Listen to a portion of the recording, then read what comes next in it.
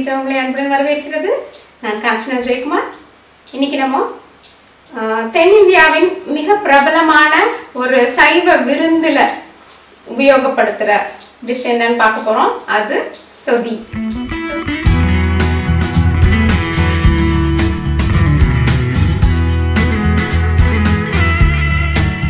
சொதின்ற இந்த டிஷ் வந்து மோஸ்ட்லி இந்த தென்னிந்தியாவோட அந்த கன்னியாகுமரி, திருநெல்வேலி அந்த சைடு, கேரளா அந்த சைட்லாம் தான் இது ஃபேமஸ். இதை வந்து விருந்துகளில் கூட இதை பரிமாறுவாங்க. இது தேங்காய் பால் அப்புறம் சிறு பருப்பும் சேர்த்து பண்ணுறதுனால வயிற்றுக்கு ரொம்ப நல்லது, சுவையாகவும் நல்லாயிருக்கும். இது வரைக்கும் நீங்கள் பண்ணதில்லைன்னா இன்னைக்கு பண்ணி பார்த்துட்டு சொல்லுங்க எப்படி இருக்குன்ட்டு. தேவையான பொருட்கள்: 1 கப் அரிந்த கேரட், 1 முருங்கைக்காய் அரிந்து கொண்டது, 1 கப் அரிந்த உருளைக்கிழங்கு, 75 கிராம் சிறுபருப்பு, 1 சிறிய மாங்காய். இந்த மாங்காய் கிடைக்கல அப்படின்னா என்ன பண்ணுறது? புளிப்பான மாங்காய் தான் வேணும், ஏன்னா புளி நம்ம சேர்க்காதனால.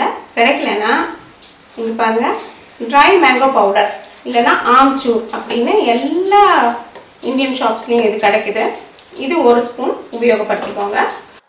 300 கிராம் தேங்காய் பால். இது டின்ல கிடைக்கிற தேங்காய் பால். நீங்கள் வந்து வீட்டில் பிழிஞ்சு எடுக்கிறதுனா திக்கான பால் 1 டம்ளர்.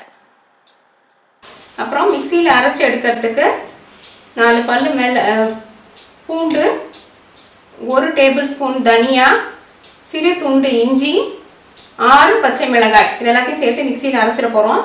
கடைசியாக வதக்கி தாளிக்க 1 தக்காளி, 1 வெங்காயம், 1 எலுமிச்சை பழத்தை பிழிஞ்சு எடுத்த சாறு, சிறு கருவேப்பிலை துளிகள், உப்பு மற்றும் எண்ணெய். சொதி செய்ய தேவையான பாத்திரத்தை எடுத்துக்கிட்டோம். இந்த பாத்திரத்துக்குள்ளார அரிந்த கேரட், முருங்கைக்காய், உருளைக்கிழங்கு எல்லாத்தையும் போட்டுட்டு தண்ணியை ஊற்றி மூடி வேக வைக்க.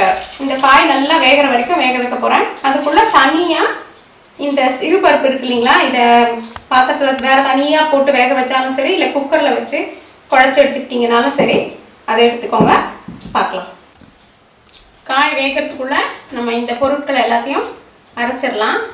தனியா, பூண்டு, இஞ்சி, பச்சை மிளகாய் எல்லாத்தையும் ஒன்றா போட்டு மிக்சியில் போட்டு அரைச்சி எடுக்க போகிறேன்.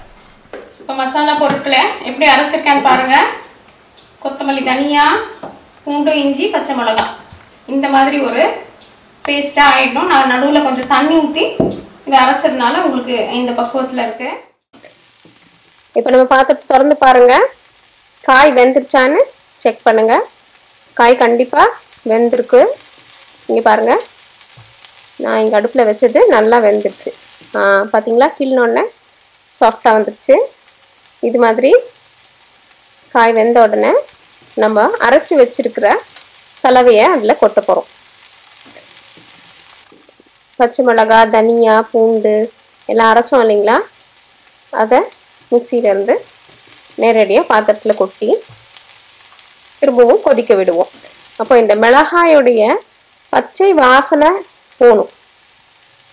இப்போ மஞ்சள் பொடி சேர்க்குறேன். மஞ்சள் பொடி நான் சொல்லலைன்னு யோசிக்காதீங்க, நம்ம பொதுவாக நம்மளோட சமையல் எல்லாத்துலேயுமே மஞ்சள் பொடி சேர்த்துப்போம். ஆனால் நான் இன்க்ரீடியன்ஸில் சொல்லலை, அதனால் நீங்கள் வந்து மறந்துடாமல் மஞ்சள் பொடி சேர்த்துக்கோங்க. இந்த சமயத்தில் உப்பையும் போட்டுட்டேன். உப்பு வந்து இப்போ போட்டிங்கன்னா தான் இந்த காயில் நல்லா பிடிச்சிக்கும். அப்புறம் அரிஞ்சு வைத்த மாங்காய் துண்டுகள் அதை போடுறேன். இப்போ இது எல்லாத்தையும் சேர்த்து வேக விடலாம். மாங்காய் துண்டு இல்லைன்னா ஆம்ச்சூர் பொடி 1 ஸ்பூன் போட்டுக்கணும், மறந்துடாதீங்க. இந்த மிக்சியை அலசி தண்ணி ஊற்றி மாங்காய் அப்புறம் இந்த பச்சை மிளகாய் கலவை வந்து வேகிறதுக்கு திரும்பவும் நம்ம ஒரு 5 நிமிஷம் கொதிக்க வைக்கலாம். இதுக்கு நிறைய தண்ணி ஊற்றாதீங்க, ஓரளவுக்கு 1 டம்ளர்.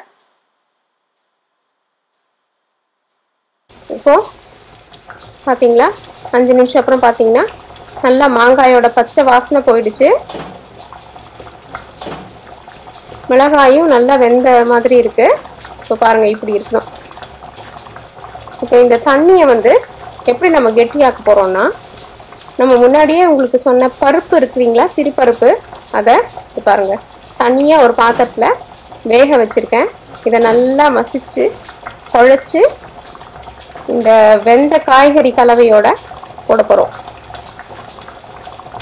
இது வந்து பருப்புன்றதுனால சுவையை மட்டும் கூட்ட போகிறதில்ல, நம்மளுடைய சொதியை வந்து ஒரு பக்குவத்துக்கு கொண்டு வரும். அதாவது தண்ணியாக இல்லாமல் நல்லா அதோடைய கன்சிஸ்டன்சியை சரி பண்ணி கொடுக்கும். நம்மளுக்கு ஒரு குழம்பு மாதிரி ஒரு பக்குவத்தை வந்து இது பருப்பு போடுறதுனால தான் நம்மளுக்கு கிடைக்குது. இப்போ இதை நல்லா கலக்கி விட்டு சிறு தீ வச்சுக்கோங்க. இது வந்து நிறைய தீ இருந்துச்சுன்னா என்ன ஆகும், அடி பிடிச்சிரும். பருப்பு அடியில் செட்டில் ஆகி அடி பிடிச்சிரும். அதனால சிறு தீ அல்லது மிதமான தீயில வச்சு மூட வச்சு திரும்பவும் 10 நிமிஷம் கொதிக்க விடுங்க. இப்போ அதுக்குள்ளார சைடில் என்ன பண்ணுறேன்னா, இன்னொரு பேன் வச்சுருக்கேன். வச்சுட்டு எண்ணெய் ஊற்றுறேன். எண்ணெய் ஊற்றிட்டு பொடியாக அரிஞ்ச நீள நீளமாக அரிஞ்ச நம்மளோட வெங்காயம் இருக்கு இல்லைங்களா, அந்த வெங்காயத்தை போடுறேன். இந்த வெங்காயம் நல்லா கோல்டன் ப்ரௌனாக வறுபடணும். ஏன்னா இந்த வறுத்த வெங்காயத்தை தான் நம்ம அப்படியே கடைசியாக சொதியில் வெந்த தயாரான சொதியில் போட்டு போகிறோம்.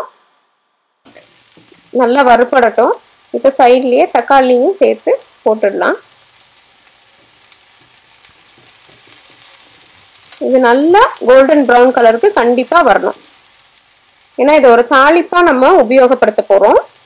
அதனால நல்லா வதக்கிடுங்க. இதை வதக்காமல் போட்டால் பச்சை வாசனை வரும்.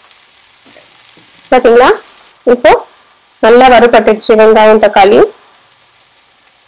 இந்த மாதிரி ப்ரௌனாக இருக்கணும். இது அப்படியே மேலால போட்டு நம்ம தயாரான சொதியில் கலக்க போகிறோம். நான் 10 நிமிஷம் சொல்லியிருந்தேன் இல்லைங்களா, இப்போ அந்த சொதி எப்படி இருக்குன்னு பார்க்கலாம். பாருங்க, நல்லா கொதிச்சிருச்சு. காய்கறிகளும் பருப்பும் நல்லா கலந்து ஒரு அருமையான பக்குவத்தில் இருக்கு. இப்படிதான் இருக்கணும் சொதி. இது வந்து ரொம்பவும் வந்து திக்கா இருக்கக்கூடாது, தண்ணியா இருக்கக்கூடாது. ஜாக்கிரதையா இருங்க, இது மேல தெரிச்சிடக்கூடாது. தேங்காய் பால் ஊத்துனதுக்கு அப்புறமா ரொம்ப நேரம் கொதிக்க வேண்டாம். நீங்க வந்து தேங்காய் வந்து வீட்டிலேயே அரைச்சி பால் எடுத்தீங்கனாலும் திக்கான பாலை கடைசியில ஊற்றணும். தண்ணி பாலை முதல்ல தண்ணிக்கு பதிலா ஊற்றி காய்கறிகளை வேக விடணும். இப்போ கடைசியா திக் பாலை ஊத்திட்டு நல்லா வெறும் ஒரு கொஞ்சம் கொஞ்சம் லேசா கொதி வர மாதிரி ஒரு சூழ்நிலை வந்தா போதும். நல்லா கொதிக்க கூடாது. கொதிச்சிருச்சுன்னா தெரிஞ்சு போயிடும். அதனால முழு பாலையும் மொத்தமா ஊத்திட்டு நல்லா கலரி விடுங்க. அந்த திக்கான முதல் பாலை கடைசியில ஊத்தணும். 2ஆம் பால் 3ஆம் பால் தண்ணியா இருக்கிற பால் வச்சு காயை வேக வச்சுக்கணும். இப்போ நல்லா பாருங்க, லேசா கொதி வர ஆரம்பிச்சிருக்கு. இதுதான் சரியான பக்குவம். பாத்தீங்களா, 1-2 பபுள் வருது.